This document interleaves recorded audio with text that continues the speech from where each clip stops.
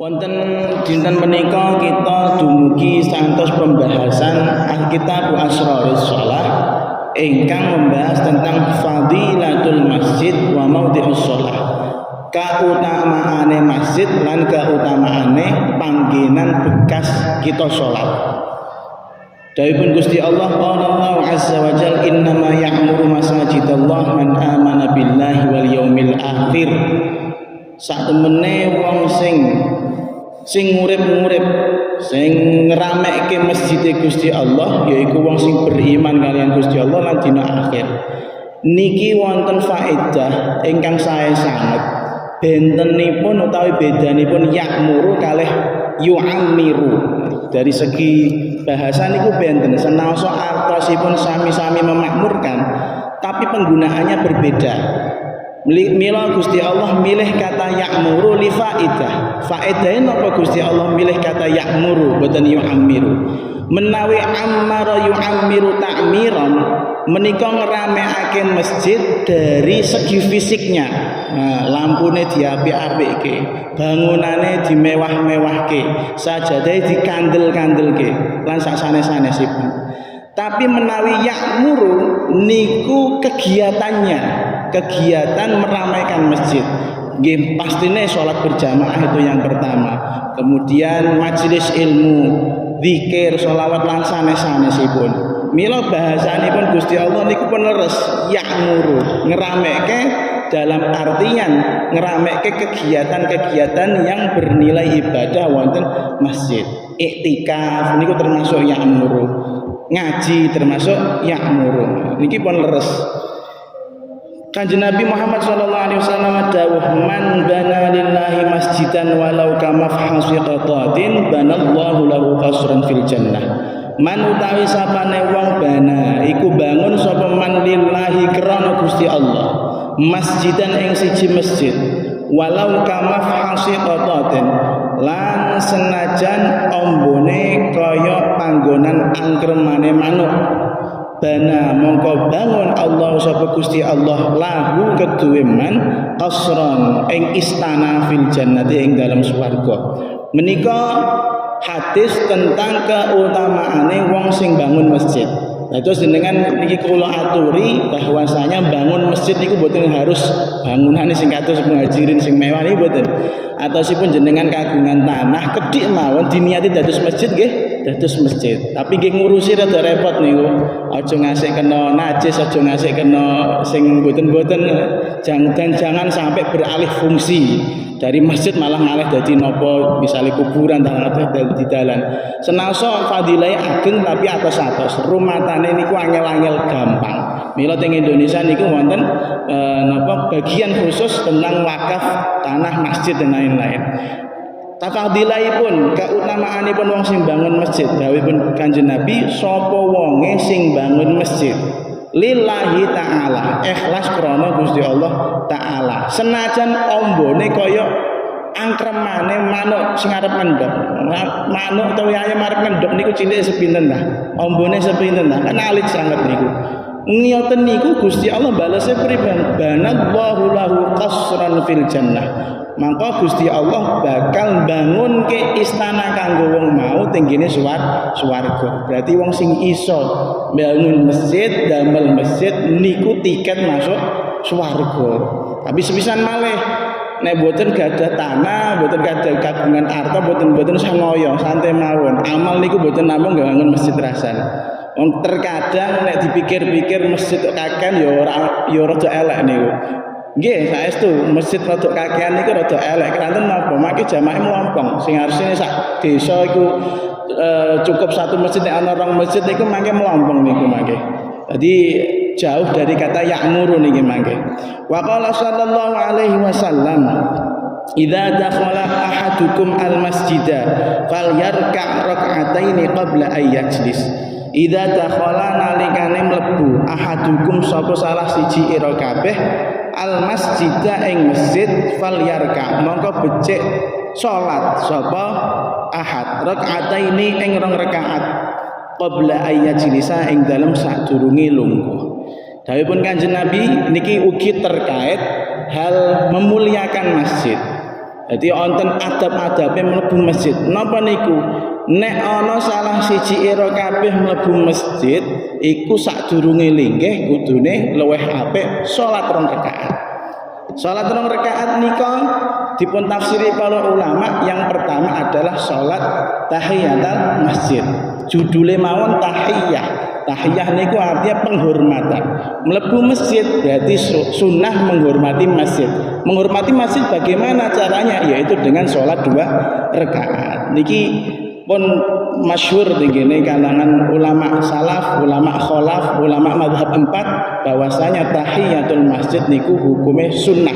Senajan nek ditinggal mboten masalah, tapi hawane kaya rak ditata krama, anggere mlebu masjid blendang-blendeng meneh anggere nguyah tok payah niku. Orang ngurmati masjid lho niku. Nah, terus sepisan malih carane ngurmati masjid yang paling pas ya salat 2 rakaat tahiyatul masjid. Misale nek pas delalah nggih, nek wonten qadhiyah nalikanipun masuk tengene masjid lajeng delalah niku pun ajeng napa pun ajeng qomat misalnya. Adzan isya misalnya wonten adzan isya, kula contohaken adzan isya. Tiyang niku pun mas masuk masjid ketika pun ajeng qomat. Maka mana yang didahulukan? Qobliyah isya napa tahiyatul masjid? Ngendikanipun para ulama kula telusuri tenggene salah setunggalipun kitab nggih punika Majmu'. Kitab Majmu' ngendikaken bilih para ulama niku membolehkan satu sholat niate loro. Satu sholat niatnya loro. Bahkan kalau nggak niat pun, jika dia misalnya sholat qobliyah isya tenggine masjid, niku pun hitungannya termasuk untuk orang ganjaran. Siji ganjaran napa? Sholat qobliyah isya, yang satu ganjaran sholat tahiyatul masjid. Terus bukan masalah niku pun saya. Nah, lajeng sing dados masalah niku menjadi pertanyaan kula selama niki. Nggih punika nek ora sempet tahiyatul masjid, nek ora sempet 2 rakaat masjid, misalnya nembe wonten pengaosan lageng, mriki wonten habaib, wonten pengaosan kaya enek salat kok ewah. Iku carane pripun tahiyatul masjid? Apa ana gantine utawa mlebu masjid tapi dalam keadaan ora duwe wudu? Nah, banyune masjid entek misalnya. Pripun carane menghormati masjid? Qala ba'dul ulama tenggene kitab fiqh ala madzahibil arba'ah, fikih ala madzahibil arba'ah. Dawe pun ngeten, wa idza lam yatamakkan min tahiyatil masjid li hadatsin aw ghairihi. Nek ana wong ora iso tahiyatul masjid krana dhek batal ora diwudu utawa krana hal yang lain, fa innahu yundabu lahu ayyul subhanallah walhamdulillah wala ilaha illallah wallahu akbar arba'a marratin bittifaqi salasatin minal a'immah. Nek ana wong mlebu masjid ora sempet iso salat tahiyatul masjid krana ndek hadas, krana wonten kegiatan yang membuat dia terpaksa nggak bisa sholat tahiyatul masjid. Menurut madhab 4, menurut madhab 3 selain Ahmad bin Hambal, menurut 3 madhab selain madhab Hambali niku dawuhaken sunnah bagi orang itu untuk mengucapkan kalimatut thayyibah, rupane subhanallah walhamdulillah wala ilaha illallah wallahu akbar. Ping pinten? Ping sekawan. Niki dasaripun nembe kula temu ndek wingananipun ketika mutolaah ternyata temriki. Patus ning kitab usul dereng pikantuk, tapi wontene ning kitab kontemporer al-fiqhu ala madzahibil arba'ah. Sementara bagi madhab Hambali la yundabu lahu ayyaqula dzalik. Cara madhab Hambali boten sunnah. Kanton kita piyambak monggo nderekaken ingkang pundi. Pokoke nek ancen delalah kagungan wudu ampun pelit ayo salat 2 rakaat. Apik niku ganjarane kathah. Diniati salat hajat nggih boten masalah. Sing penting salat ning kene masjid. Lajeng waqala sallallahu alaihi wasallam ya'ti fi akhiriz zamani, ya'ti bakal teka fi akhiriz zamani ing dalem akhir zaman. Sapa nasun wong akeh min ummati termasuk saking umatku, yaktuna padha mara sapa nas al masjida ing pira-pira masjid fayaquduna mongko padha linggih-linggih sapa nasun fiha ing dalem masajid hilakon ing sak grombolan zikruhum utawi zikire nas ad-dunya iku dunya wa hubbud dunya lan cinta dunya la tujalisu aja padha linggih bareng sapa sira kabeh hum ing nas falaisa mongko ora ana lillahi iku tetep keduwe Gusti Allah bihim kelawan nas hajatun apa butuh hajatun apa kebutuhan. Dawuhipun Kanjeng Nabi niki pun prediksi beliau dan sepertinya sudah terjadi di tengah-tengah kita. Napa niku Kanjeng Nabi mempunyai ramalan niki termasuk mukjizatun nubuwah. Nate dawuh ingkang atosipun ngeten, besok bakal teng akhir zaman iku ana segerombolan saka umat Muhammad marane ning masjid. Jagongane ning masjid. Masjid yo jagong biasa, hilakon, kumpul-kumpul, linggih-linggih bareng. Napa sing dilakukan sama mereka? Zikruhum ad-dunya. Sing disebut yang dibicarakan niku donya wa hubbid dunya lan kedonyan. Lah niki pun mulai terjadi. Mbuh ngomongno utang, mbuh ngomongno tangga niku pun terjadi niki. La tujalisuhum wasiate Kanjeng Nabi nek ana majelis zikir kaya ngono iku la tujalisuhum aja sampe linggih bareng karo wong sing model ngono iku kenging napa falaisa lillahi bihim hajah sok ben mangke nek ketemu Gusti Allah tidak mempedulikan keadaan orang-orang yang mana datang ke masjid tapi tidak lil ibadah hanya untuk dunia. Niki pun kathah atos-atos mila kita misale ana wong ning jagung niku ampun gatel lah sikile aja melu ayo rono pengen ngrungokno kepo niku aja atos-atos ranten niki wa falaisa lillahi bihim hajah. Wa qala sallallahu alaihi wasallam idza ra'aitum nalikane weruh sapa sira ar-rajula ing wong lanang ya'tadu iku biasa sapa rajul al-masjida biasa akeh al-masjida ing masjid fashhadu mongko nyekseni sapa sira kabeh lahu marang rajul bil imani kelawan iman. Niki adab kita terhadap orang-orang yang kelihatannya sering ke masjid niki. Jadi kadhawe Kanjeng Nabi nek kowe weruh ana wong sing biasane ngibadah ning masjid ya'tadu al-masjidah biasa lunga ngibadah ning masjid. Sekali lagi qayyidnya mboten lunga masjid krana pipis utawa lunga masjid krana pengen raup mboten, tapi lunga masjid memang lil ibadah. Nah, terus sing hadis wau tentang zikir dunya niku mboten masuk teng hadis niki. Dados qayyidnya kados ngoten. Nek sampean weruh jenengan weruh ana wong-wong sing kebiasaane niku lunga ring masjid, ngibadah ning masjid, salat yo jamaahan, tarawih yo tetes dan lain-lain.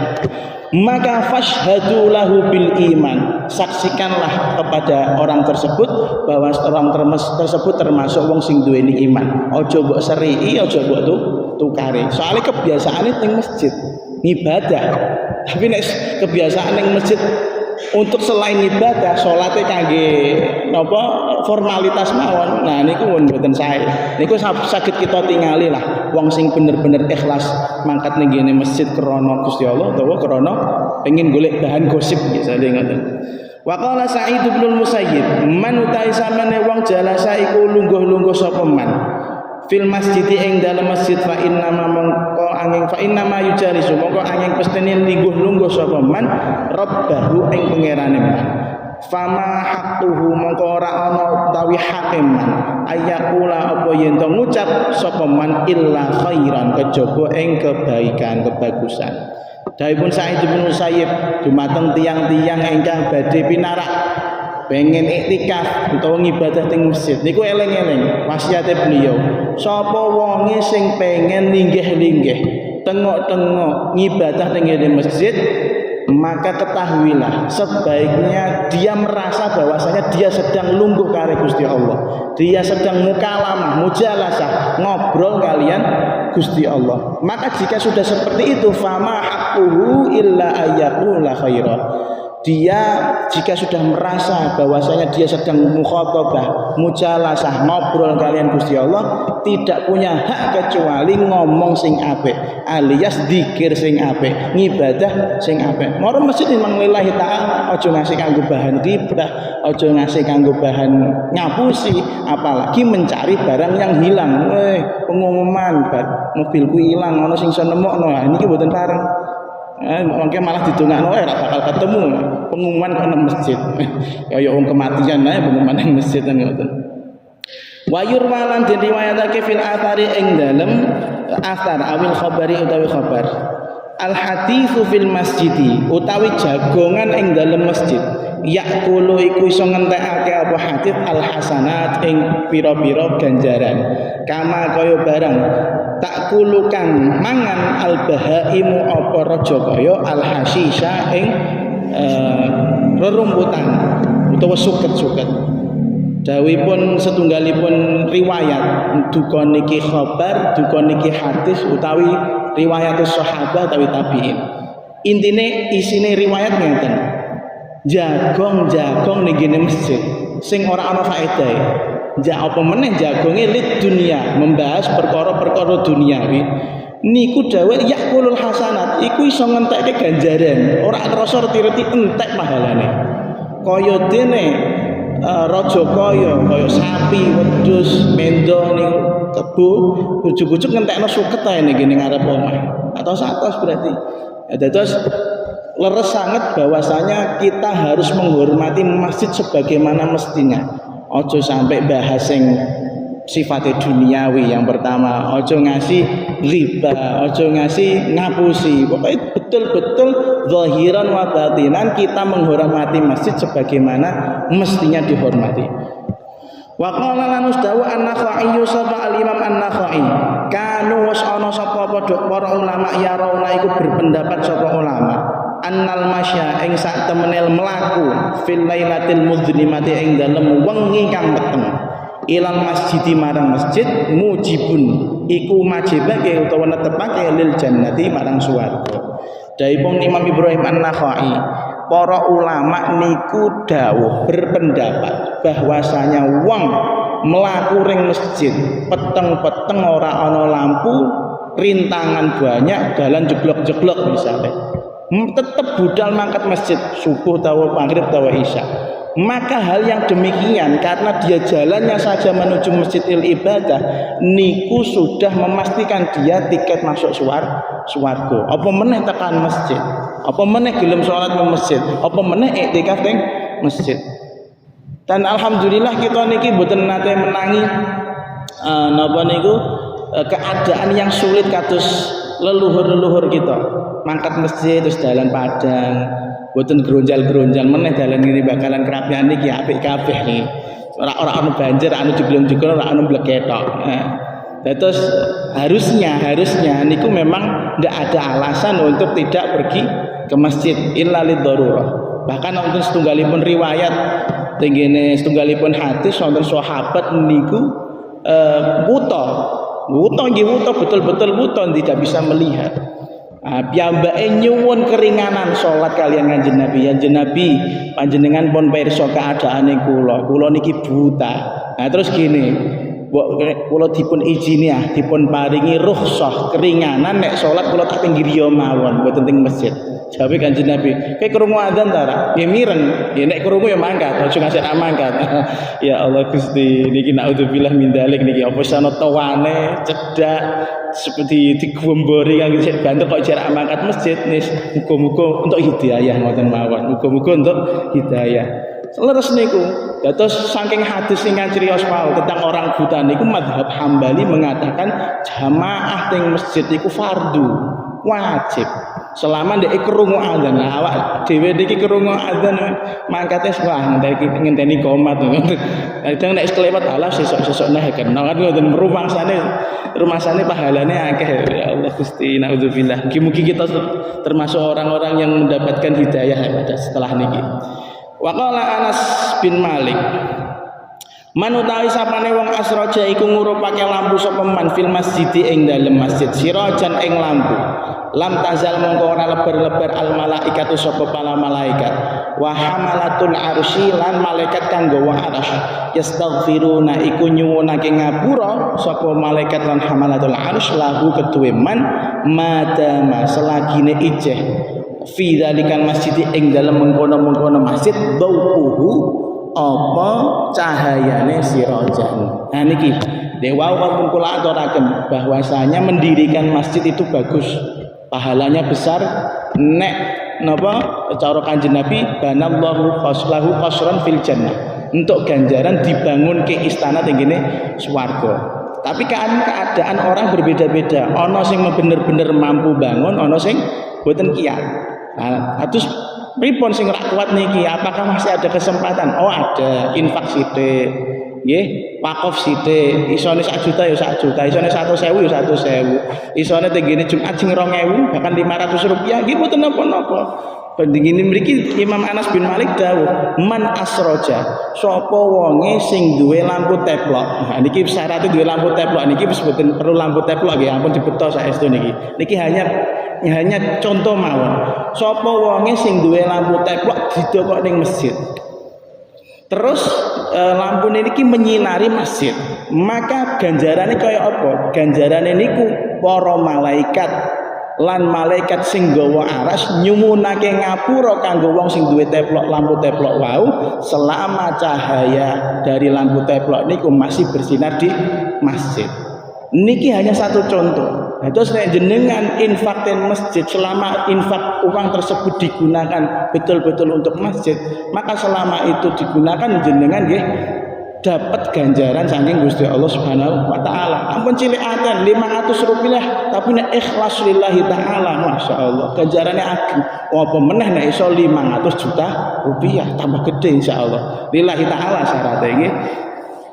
Tsumma wa qala Aliyun karramallahu wajhah, idza mata nalikane mati al abdu sapa kawula ya beki mongko nangis alaihi ing atase abd musallahu apa panggonan salate abd minal ardi saking bumi wa mas'adu amalihi lan panggonan munggahe amale abd minas sama'i saking langit.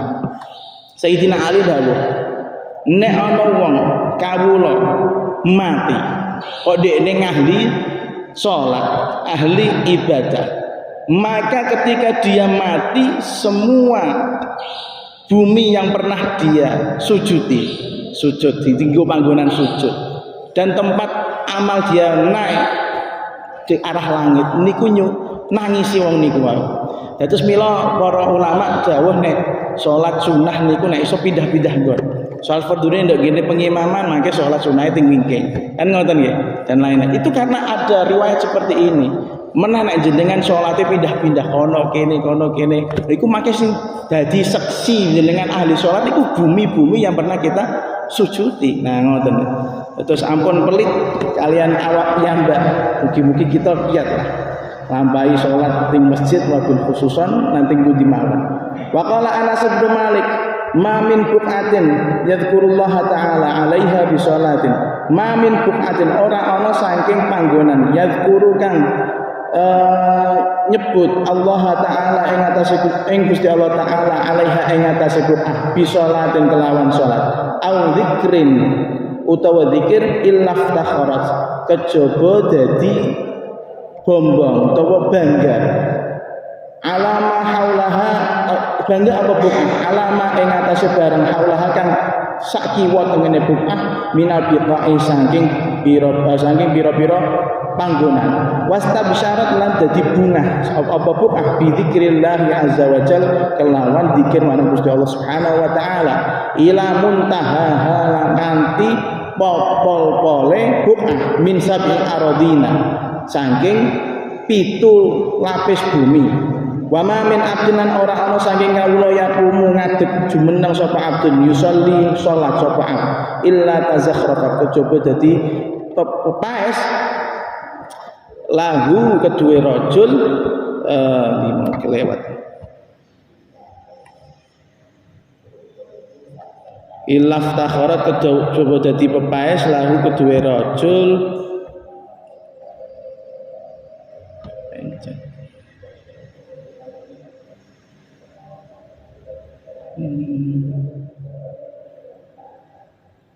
al ardu apa bumi illa tazakhrafat lahu kedue rajul al ardu apa bumi. Ngeten dawuh Anas bin Malik, ora ana panggonan saking bumi sing di panggonan iku mau dienggo salat utawa dienggo zikir karo sijine kawula kejaba panggonan sing nggo salat kanggo zikir mau mesti bangga, mesti suweneng krana dienggo ngibadah. Intine kados ngoten. Bahkan seneng iku tembus sampai 7 lapis bumi. Misal jenengan salat ing Muhajirin niki, salat ing bumi yang dijadikan Masjid Muhajirin niki, maka bumi tersebut akan bangga dengan mengatakan, wah aku iki lho dienggo salat, nggih durung tentu kanggo salat. Sing saiki dadi WC. Sing saiki sing dadi WC, ora dadi panggonan salat niku. Lah niku dia akan bangga, wah aku dadi panggonan salat, wah aku dadi panggonan zikir. Begitu juga wa ma min abdin yaqum yusalli, dan tidak ada seorang hamba yang sholat di atas bumi kecuali bumi tersebut akan menjadi bangga karena dienggo sholat. Wah intine kados ngoten, monggo dipun amalaken sareng-sareng, mugi-mugi kita termasuk tiyang ingkang kiat ngamalake sholat lan istiqomah teng budi mawon dalam keadaan apa saja. Lajeng sakbadanipun menika Imam Ghazali masuk tenggene al-babus tsani. Pembahasan napa niku fi kaifiyatil a'mal adh-dhahira minas sholati wal bada'ah bit takbir wa ma qablahu. Tata carane amal-amal yang terlihat, amal-amal yang bukan batin, amal-amal yang terlihat dari sholat dan permulaan-permulaannya sholat. Terus ya wudu, ajeng takbiratul ihram dan lain-lain niku dibahas kalian Imam Ghazali, nanging kula boten waos tinggine mriki keranten pun maklum insyaallah kula badhe lanjut tinggine al-manhiyat, larangan-larangan selama sholat. Napa sih dimaksud niki? Larangan atas apa? Yang dilarang atas hal-hal yang membuat kita boten khusyuk tinggine sholat. Contohnya niku napa? Kathah tenggene meniki panggenan diantaranya niku wonten bahasa yang namanya al-hakim. Al-hakim niku napa? Al-hakim nek salat ngempet nguyah. Niki termasuk hal yang tidak dibolehkan di dalam salat. Senajan nek jenengan kuat ngempet niku termasuk makruh hukume cara Imam Ghazali. Begitu juga al-hakim, wong sing salat tapi ngempet napa? Ngempet buang air besar. Wah niku makruh niku. Soalnya niku membuat kita fokusnya pada tapi enggak fokus pada sholat. Masuk ke tengah-tengah sholat eling piye carane biar rak ngentut, piye carane rak becetet. Repot niku. Wonten malih al-haziq. Al-haziq niku sahibul khufid dhaiq. Wong sing nganggo kaos kaki utawa nganggo muzah sing sesek. Wah, aku utawa sakniki contoh gampange nganggo pakaian meletet wis mboten mawon. Dimecetet kabeh teng awake, blondot teng kene weteng, blondot teng kene bokong. Niku nek salat kan mboten nyaman. Nah, ketidaknyamanan kita di dalam salat niku adalah hal yang makruh cara Imam Ghazali. Bahasa Imam Ghazali fa inna kullu dzalika yamna'u minal khusyuk. Sing ngono iku kabeh mau menghalangi kekhusyukan salat. Nah, jadi nek salat niku mboten khusyuk niku apapun halnya niku kuatere hukume makruh. Wa fi ma'nahu al-ja'i'u wal muhtam, dan termasuk sing menghilangkan khusyuk al-ja'i' wong sing ngelah. Dadi nek ngelah aja salat, mangan dhisik, mangke badai pikirane apa ngelah gak. Wal muhtam wong sing lagi genting pikirane, wong sing lagi pikirane ora tenang, duka niku wonten kejadian napa. Lah niku aja salat sik. Dawe Kanjeng Nabi idza hadara nalikane teko al-asya'u apa mangan bengi wa uqimat lan den qomati as-shalatu apa salat fabda'u mongko mulai sapa sira kabeh bil asya'i kelawan mangan dhisik illa ayyadhiqa kejaba yen to sempit al waktu apa waktu au yakuna utawa ana sakinal qalbi iku tenang atine. Nah dawe Kanjeng Nabi ngene nek panganan bengi wis ditokno. Kemudian di sisi lain salat isya wis dikomati. Sing didhisikno cara Kanjeng Nabi, fabda'u bil asya, mangan sik. Aja salat, mangan sik. Kejaba nek memang waktu isya sampun mepet sekali, sudah mau keluar dari waktunya, ya sholat dhisik.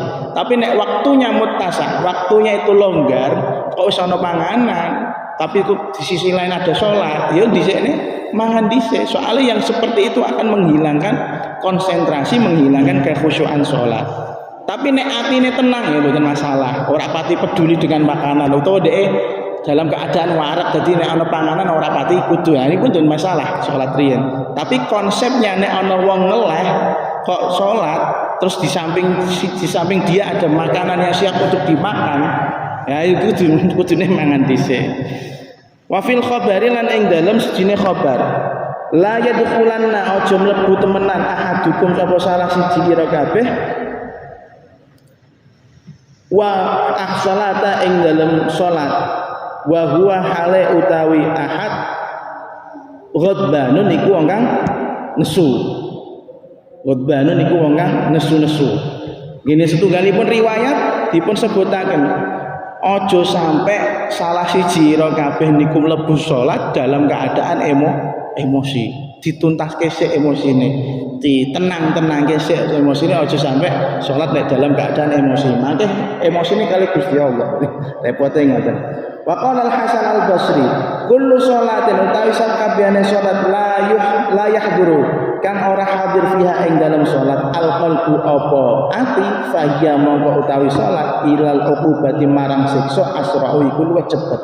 Dawuhipun Imam Hasan Al-Basri, saben-saben salat sing dilakoni tapi atine ora hadir, ora eling marang Gusti Allah, ora khusyuk marang Gusti Allah, maka bukan pahala yang didapatkan, justru siksa yang akan didapatkan. Soalnya sholat orang eling kalian Gusti Allah. Ala kulli hal niku termasuk di antara riwayat-riwayat yang mengukuhkan bahwasanya nek sholat niku kita dituntut untuk khusyuk. Maka menuju khusyuk niku hal-hal yang membuat kita tidak khusyuk harus dihilangkan terlebih dahulu. Ojo sampai napa? Salat ora khusyuk, terus apa gunane? Lajeng kula loncat tenggene pembahasan al-babus tsalits fi syurut al-batinah. Menawi wau dipun kendikaaken syurut al-zahirah, amal al-zahirah, amal-amal sing zahir. Nah niki syurut al-batinah. Syarat-syarat sing batin fi min a'malil qalbi, dari pekerjaan hati. Terus meniki bab khusus menerangkan bagaimana cara kita sholat, tapi mau ora zahire tok, tapi tekan jero batin melu sholat. Nah niku dawuh Imam Ghazali, i'lam anna adillata dzalika katsiratun. Dalile tentang khusyuk tengene sholat iku akeh, di antarane wa aqimis sholata li dzikri. Ngoten. Wa qulu wa qala sallallahu alaihi wasallam, man utawi sapane wong lam tanha ora nyegah hu ing man salatuhu apa salate man anil fahsya'i saking kaelekan wal mungkari lan kemungkaran, lam yazdad mongko ora tambah-tambah sapa man minallahi saking Gusti Allah illa bu'dan kejaba adoh saking rahmate Gusti Allah. Dawuhipun Kanjeng Nabi, sapa wonge sing salat tapi salate ora ndadekno ndekne berhenti mandeg sapa nglakoni kemungkaran, nglakoni dosa, mongko sing tambah iku ora ganjarane tapi saya tambah adoh saking rahmate Gusti Allah. Dados kita saged mangertosi kesimpulane salat niku nek ora khusyuk niku makin ndadekno wong niku berlaku angkara murka. Ampun aneh, ketoke si salat tapi jek misoi, ketoke si salat tapi jek zalim, ketoke si sregep ibadah tapi tesih nakal. Niku keranten mbok menawi salah satu indikasinya adalah dia salat belum mencapai sholat yang sesungguhnya, sholat zahire tapi batine dereng sholat. Dawuh Imam Ghazali, wa sholatul ghafili utawi sholate wong lali la tamna'u iku ora nyegah apa sholat minal fahsya'i saking kedosa wal mungkari lan kemungkaran.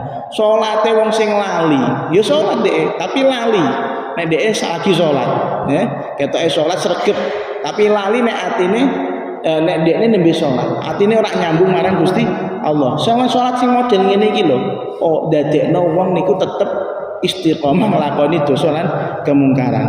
Wa qala sallallahu alaihi wasallam kam min qaimin pira akeh wong kang jungkung ibadah hadzuhu kang utawi bagiane qaim min sholatihi saking salate qaim at-ta'abu iku kesel wan nasabulan jumeneng ngadeg.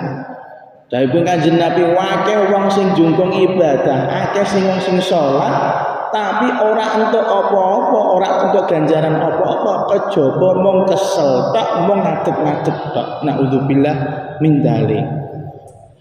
Faqala sallallahu alaihi wasallam laisa ora ana lil abdi iku tetep keduwe kawula min sholatihi saking sholate abet illa ma kejaba barang aqala kang faham sapa man minha saking sholat. Dawuhipun Kanjeng Nabi melih wong sing salat, hamba sing salat iku gak entuk apa-apa kejaba sak kadar dhek iso memahami bacaan-bacaan di dalam salatnya. Nah, dadi nek meneh nek mboten paham sama sekali niki sing repot. Tapi mboten napa-napa kita dawuh wong Jawa sih sing penting krasa lah. Nek awak dhewe niku nembe ngadep maring Gusti Allah, insyaallah mboten termasuk sholatul ghafil. Mboten termasuk sholatul ghafil. Kenging napa kita di dalam salat dituntut hati, pikiran, akal niku madhep marang Gusti Allah. Aja sampai lali. Dawuhipun Imam Ghazali wa tahqiqu fihi annal musalli munajin rabbahu azza wa jal. Soale wong sing salat niku senajan dhek ora paham niku keadaannya adalah orang yang sedang berbincang-bincang ngobrol kalian Gusti Allah. Wal kalamu ma'al ghaflah laisa bimunajatil battah. Wong sing donga, wong sing maca di dalam salate, tapi ora eling nek dhek lagi salat, niku wong ora sing lagi berbisik marang Gusti Allah. Terus misal kita niki salat, tapi ati kita niku mblayang tekan dinti. Nah niku termasuk wong sing ngobrol karo pangeran tapi karo cuek ngoten, karo buang muka. Nauzubillah min dzalik. Begitu juga beliau sahabatipun niku berbicara tentang zikir. Terus kalau sholat kita dituntut untuk memahami apa yang kita baca. Begitu juga zikir. Wong zikir nek mung lambene tok la ilaha illallah, la ilaha illallah ketoke mantep. Tapi nek atine wah iki tahlilan iki. Berarti engko karek mangane niku pun mboten nyambung niku. Ora entuk pahala apa-apa. Mila tujuan daripada sholat niku karena banyak sekali bacaan-bacaan di dalam sholat ya piye carane awak dhewe eling nek sedang sholat madhep kalian pangeran. Lajeng Imam Ghazali ugi dawuh, maka dari itu kula ngaturaken intine mawon. Maka dari itu ketika sholat kita dituntut untuk hudurul qalb. Ati niku hadir. Ati niku sadar nek lagi madhep kalian pangeran. Keranten nek cara Imam Ghazali syarat saya sholat sing zahir iku sampean wudu, jenengan wudu dari takbir sampai salam tidak melakukan hal yang memutilatus sholat iku sah. Tapi sholat itu kan sah secara zahir. Nek sholat sah secara batin niku pripun? Kudune atine hadir. Nek atine urung hadir maka sholat yang batin belum sah. Nah Imam Ghazali itu ngantos jeru sama wonten niku.